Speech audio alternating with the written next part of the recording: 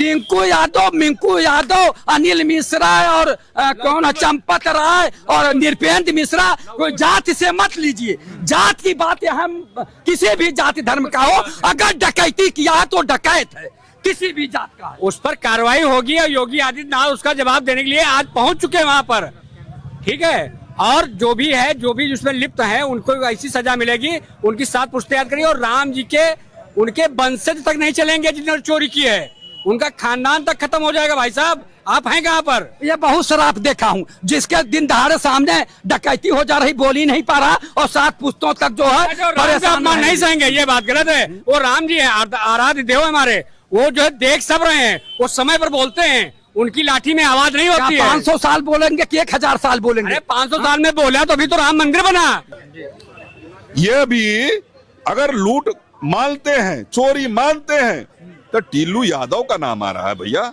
Samajwadi party के पास अब चुनाव लड़ने के लिए कोई मुद्दा बचा ही नहीं है, इसलिए कि योगी आदित्यनाथ जी के नेतृत्व में उत्तर प्रदेश में सारे मुद्दों को खत्म कर दिया गया है विकास करके। आज मुख्यमंत्री योगी आदित्यनाथ अयोध्या में गए थे। उन्होंने अपने भाषण में कहा कि जो इस चोरी में संलिप्त है, जैसे हमने 5 सालों तक मंदिर के लिए संघर्ष किया है, और 15 दिन इंतजार कर लीजिए, इसी 15 दिन में हम इनमें संलिप्त अपराधियों को जेल के भीतर कर देंगे। माननीय मुख्यमंत्री जी आज बोल रहे हैं ना कि 15 दिन तक इंतजार कर लीजिए। एक देश एक कानून है, एक देश एक संविधान है। तो माननीय मुख्यमंत्री जी, एक कमजोर आदमी, मध्यम वर्ग का आदमी अगर कोई अपराध करता है तो तुरंत पुलिस पकड़कर जेल में डाल देती है, तो वहाँ 15 दिन और महीना भर का इंतजार करवा रहे हैं। जबकि बड़ी डकैती है, वो अब तक तो आम जनता के यहाँ डकैती डाल रहे थे, किसानों के यहाँ, नौजवानों के लिए, बेरोजगारों के यहाँ, छात्रों के यहाँ डाल रहे थे। और अब जो है, जब मर्यादा पुरुषोत्तम राम के यहाँ डकैती पड़ गई, दिन दहाड़े डकैती हुई, और उसके बाद 15 दिन मांग रहे हैं। बहुत दुख होता है कि राम राज्य में भी डकैती पड़ रही है और राम के घर में पड़ रही है। और राम के वंशज माननीय मुख्यमंत्री जी हैं, कहते हैं, कभी कभी कहते हैं कि हम राम के वंशज हैं और माननीय मुख्यमंत्री हैं, और कहते हैं कि माननीय मुख्यमंत्री जी के दहशत से कोई अपराधी अपराध नहीं कर सकता है, सब थर थर कांपते हैं। तो कौन से डकैत थे, कितने हिम्मती थे कि माननीय मुख्यमंत्री जी के रहते हुए और वो डकैत जो है भगवान श्री राम के यहाँ डकैती डाल दिए, दिन दहाड़े डकैती डाल दिए? कौन जिम्मेदार है? और विपक्ष कह रहा है कि इनकी पुलिस भी इनकी, ट्रस्ट भी इनका, ईडी भी इनका, मंदिर भी इन्होंने बनवाया, तो चोरी कौन कर रहा है मंदिर में?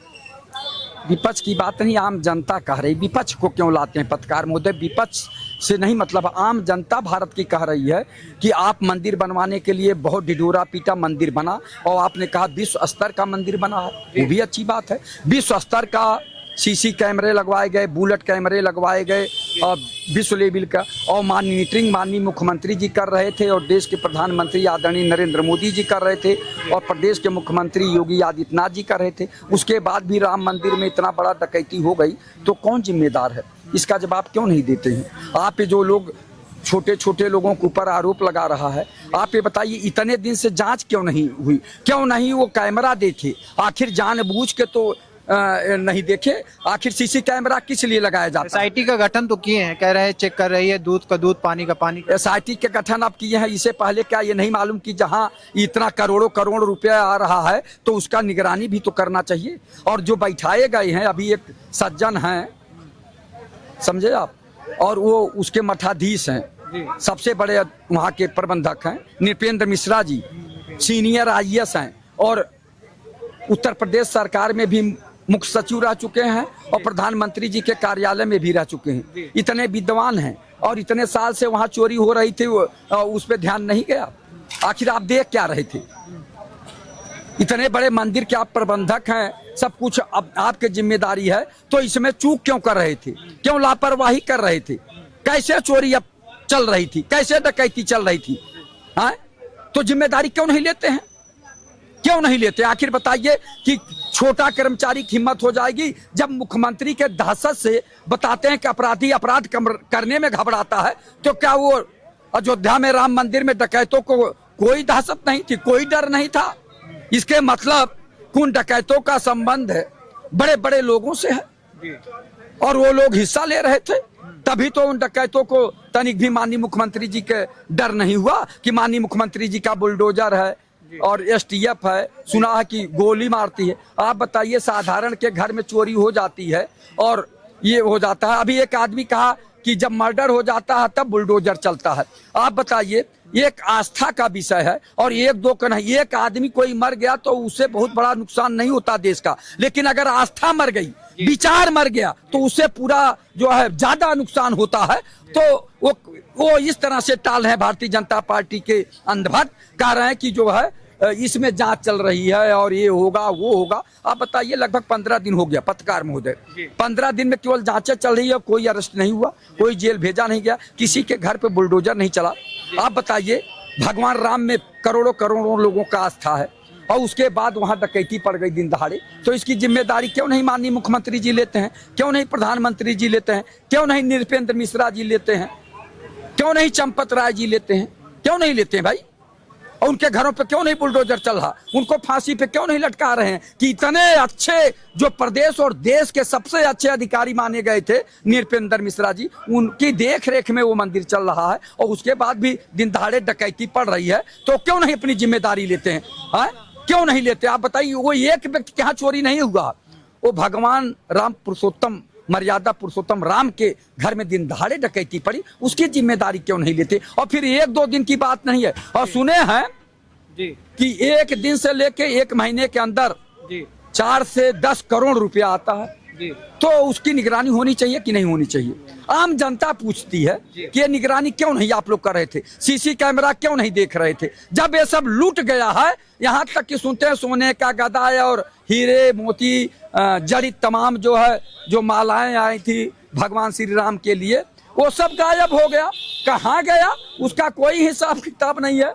वहाँ के कोई संतोष दुबे हैं, पहले वहाँ रहते थे, और कोई लेखा अधिकारी हैं, वो सब बता रहे हैं कि बहुत ज्यादा डकैती हुआ। 2-1 बार हमने बताया भी चंपत राय जी से और नृपेंद्र मिश्रा जी से, तो वो लोग हम ही लोगों को निकाल दिए। यानी जो बताया कि यहाँ डकैती पड़ रही है साहब, तो उन्हीं लोगों को निकाल दिए। इसके मतलब मिली भगत है, यानी नीचे से लेकर ऊपर तक इसमें मिले हैं, नहीं तो किसी की हिम्मत नहीं। अगर माननीय मुख्यमंत्री जी का एक बार ध्यान कर लेते और इनकी अगर दहशत होती, इनका डर होता कि बुलडोजर चल जाएगा, फांसी पे लटका दिए जाएंगे, तो ये डकैती कैसे होती है? लोग कहते हैं कि अपराधी थर-थर कांप रहे हैं माननीय मुख्यमंत्री योगी आदित्यनाथ जी से, और अपराधी अगर थर-थर कांप रहे थे तो अयोध्या में क्या साधु संत डकैती डाल रहे थे? क्यों नहीं उनका हाथ कांपा? क्यों नहीं कांपा भाई? वो कौन है कि भगवान के घर में दिन दहाड़े डकैती डाल दी? वो आम आदमी नहीं है, कोई किसान नहीं, कोई ठेला खुमचा वाला नहीं है। एक अगर किसी व्यक्ति के, रमेश, सुरेश, मुकेश के घर में किसी एक व्यक्ति के घर में डकैती पड़ती है तो केवल वो घर जो है दहशत में होता है। और अगर भगवान के घर में चोरी हो गई, मर्यादा पुरुषोत्तम राम के घर में डकैती हो गई, तो पूरा देश दहशत में है कि जब भगवान नहीं बच रहे तो हमारी क्या औकात? हमको जब चाहेंगे तब दिन दहाड़े लूट लेंगे, रास्ते चलते लूट लेंगे। तो कौन लोग हैं डकैती डालने वाले? इस पे गौर करिए पत्रकार महोदय। माननीय मुख्यमंत्री जी को विशेष ध्यान देना चाहिए कि आखिर ये क्या हो रहा है राम राज्य में, अमृत काल में क्या हो रहा है, कौन जिम्मेदार है? तो ये दुख की बात है। तो मैं कहना चाहूंगा, दफ्तर दफ्तर भ्रष्टाचार, कौन है इसका जिम्मेदार? जिले जिले में भ्रष्टाचार, कौन है इसका जिम्मेदार? मंदिर मंदिर भ्रष्टाचार, कौन है इसका जिम्मेदार? माननीय मुख्यमंत्री जी और माननीय प्रधानमंत्री जी इसका जवाब क्यों नहीं देते? चूंकि सबसे बड़ी बात है, इस समय देश में राम राज चल रहा है, अमृत काल चल रहा है, और प्रदेश के मुख्यमंत्री माननीय योगी आदित्यनाथ जी हैं और मर्यादा पुरुषोत्तम राम के वंशज भी हैं। कभी कभी कहते हैं कि मैं राम का वंशज हूं, और राम का वंशज इतने बड़े पद पे है कि मुख्यमंत्री है, इससे बड़ी ताकत वाली कोई पद हो ही नहीं सकता प्रदेश में। और लोग कहते हैं कि माननीय मुख्यमंत्री जी से जो है अपराधी कांपते हैं, थर-थर कांपते हैं, और भगवान राम के यहाँ डकैती डालते हुए उनका हाथ क्यों नहीं कांपा? क्यों नहीं उनको लकवा मार गया? क्यों नहीं मूर्छित हो गए? भगवान असहाय होकर देख रहे थे, और उनके यहाँ ये अपराधी कहीं से इतना मजबूत। अब सोच लीजिए, डकैत भगवानों से तगड़े हो गए कि भगवान डर के मारा जो चुप मार के खड़े रह गए, और डकैत पैसा लेके भाग गए, डकैती डाल दिए। तो अब वहां एसआईटी गठित कर गई। मुझे तो बहुत दुख होता है कि एसआईटी भगवान के यहाँ जाके जांच कर रही है, तो बड़ा दुख होता है। माननीय मुख्यमंत्री जी और देश के प्रधानमंत्री जी इस पे विशेष ध्यान दीजिए कि ये ये विश्व लेवल का कैमरा क्यों लगवाए थे भैया? किस काम आया वो कैमरा और कैसे बंद हो गया? कोई देखा नहीं। तो आप बताइए, ये जानबूझ कर किया गया है, जानबूझ के डकैती डाली गई है। इसके जिम्मेदारी माननीय प्रधानमंत्री जी को और माननीय मुख्यमंत्री जी को लेना चाहिए और जनता को स्पष्ट और पारदर्शी जवाब देना चाहिए और लिखा पढ़ी में ये सब होना चाहिए कि और जांच भी पारदर्शी तरीके से हो और उसको दिखाया जाए कि जांच सही दिशा में जा रही, जांच को कहीं गलत दिशा में न मोड़ दे, इसकी भी जिम्मेदारी लेना चाहिए। क्योंकि कभी कभी जो होता है, ऑफिस के चपरासी को उठा के बंद कर देंगे और कहेंगे यही अपराधी है। उसमें बड़े बड़े लोग हैं और बड़े बड़े नेता कहते हैं कि भैया हम बड़े कमजोर हैं, और कभी वही लोग कहते थे कि अगर हम नाम ले लेंगे तो हमारे ऊपर आफत आ जाएगी, और कभी वो कहते थे दबदबा है, दबदबा था, दबदबा रहेगा।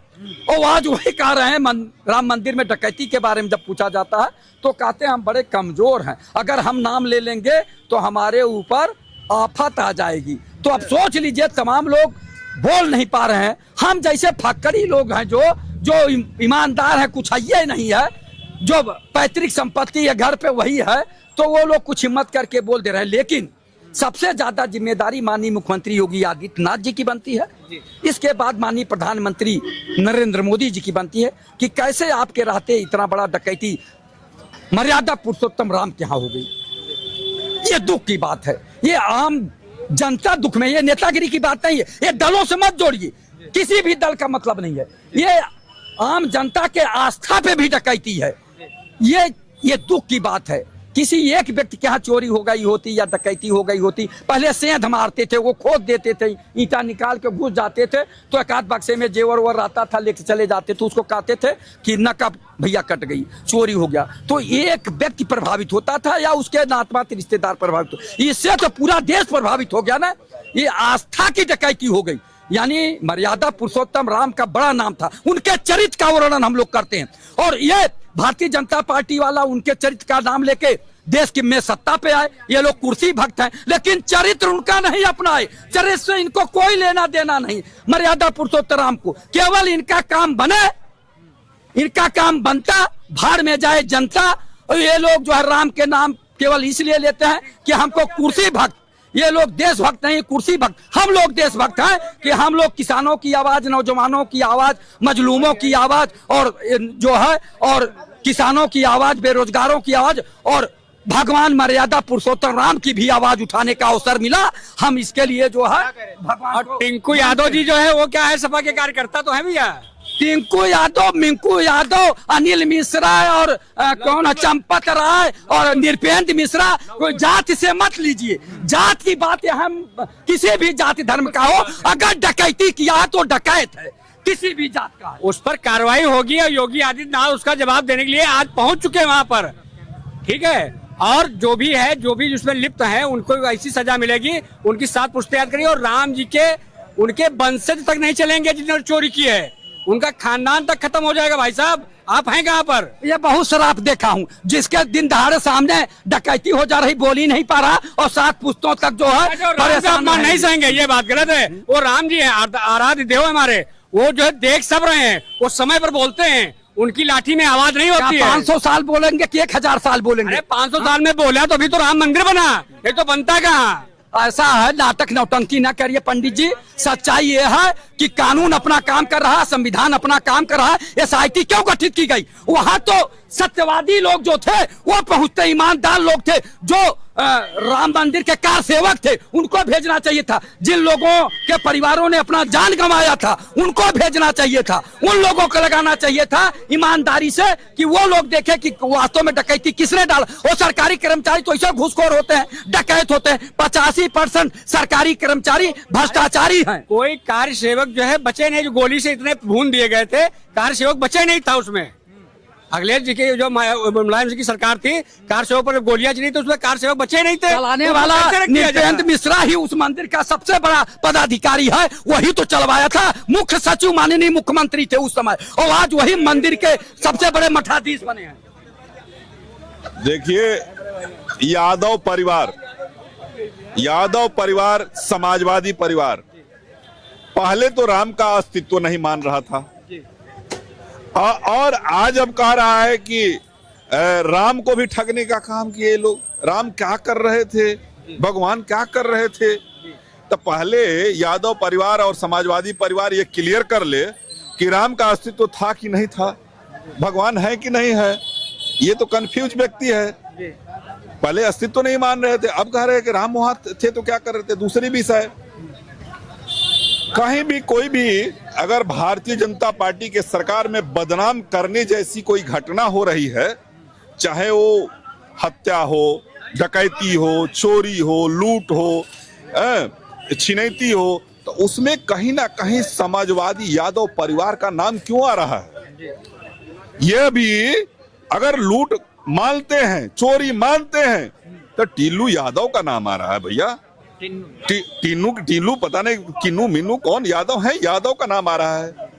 आज मैं कहीं सोशल मीडिया पर भी 1 घंटे पहले मैं देखा कि जो माननीय समाजवादी पार्टी के राष्ट्रीय अध्यक्ष जी के लड़की के बारे में पोस्टर वायरल किया गया था, वो भी शायद अपराधी पकड़ लिया गया है कानपुर से, और वो भी कोई यादव ही है, वो भी यादव ही है। तो देखिए, समाजवादी पार्टी के पास अब चुनाव लड़ने के लिए कोई मुद्दा बचा ही नहीं है, इसलिए कि योगी आदित्यनाथ जी के नेतृत्व में उत्तर प्रदेश में सारे मुद्दों को खत्म कर दिया गया है, विकास करके, सुशासन करके, स्वतंत्रता देके, तो मुद्दा कोई बचा नहीं है। तो अब ये लोग ऐसे ही घिनौने हरकत करेंगे जिसका मतलब कितना निंदा किया जाए उसका कोई सीमा नहीं है। मैं मानता हूं कि भगवान के दरबार में सभी नतमस्तक होने नहीं जाते, समर्पण करने नहीं जाते, पूजा करने नहीं जाते। हो सकता है किसी की नीयत खराब हो, वह आपका समाजवादी कार्यकर्ता विश्व हिंदू परिषद का कार्यकर्ता बनके, भारतीय जनता पार्टी के कार्यकर्ता बनके, हिंदू के कार्यकर्ता बनके और रेकी करके वो जाकर अगर चोरी कर लिया है राम मंदिर में, तो निश्चित रूप से टीनू यादव को यह सरकार बख्शेगी नहीं। इसीलिए जांच हो रहा है कि एफआईआर किसी गलत व्यक्ति पर ना हो जाए, इस एफआईआर किसी निर्दोष व्यक्ति पर ना हो जाए। तो जांच में जो सामने आए, सही आए, उस पर एफआईआर हो, उसको भगवान तो सजा जो देना होगा देंगे ही। ये उत्तर प्रदेश के नया उत्तर प्रदेश के योगी आदित्यनाथ जी महाराज भी जो सजा देंगे कि फिर कभी मंदिर से छेड़छाड़ करने का वो हिम्मत नहीं करेगा, और जो उसको सुनेगा वो भी नहीं हिम्मत करेगा। ये नया उत्तर प्रदेश है योगी जी महाराज जी का। धन्यवाद।